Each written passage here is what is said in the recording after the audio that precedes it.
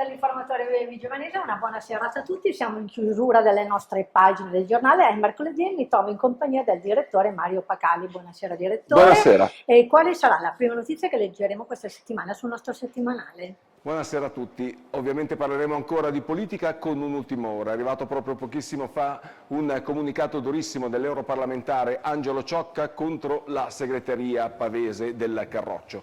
Sta iniziando praticamente la resa dei conti in casa Lega dopo il voto per la provincia. Un voto che ha visto il successo di Giovanni Palli, sindaco di Varzi, candidato ufficiale del centrodestra, ma una vittoria al fotofinish contro il sindaco di Marzano Angelo Bargigia, ex leghista espulso dalla segreteria provinciale, che era stato voluto proprio dall'ala che fa riferimento all'europarlamentare Ciocca.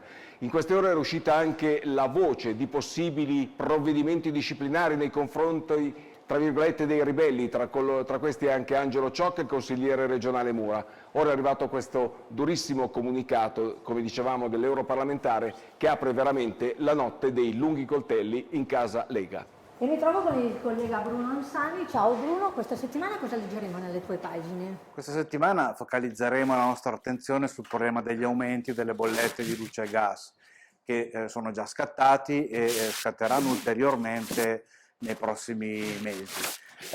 Abbiamo riportato alcuni casi che ci avete segnalato di bollette molto pesanti e abbiamo anche intervistato l'amministratore delegato di SM Energia, il quale sostiene che bisognerà puntare molto presto e molto velocemente verso le fonti rinnovabili.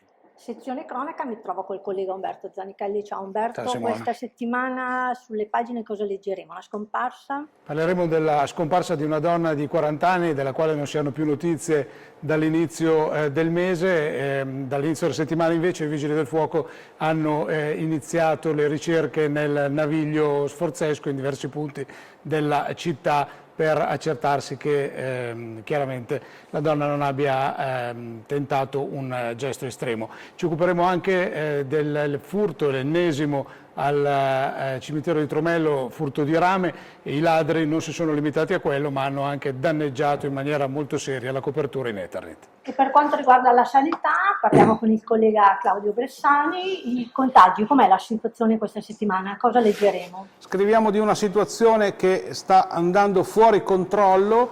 I numeri dei positivi crescevano da 10 settimane, ma nelle ultime 5 settimane la velocità di crescita era sempre minore. Questa settimana c'è stato un boom incredibile. In provincia di Pavia più 117%, a livello regionale più 98%. Sono dati che ci riportano addirittura sono i più alti del 2021 e ci riportano a novembre 2020, quando non c'era nemmeno un vaccinato in Italia. E dalla redazione è tutto, l'informatore Vigiovanese vi aspetta in edicola e sul nostro sito web con ulteriori aggiornamenti. Buone feste a tutti!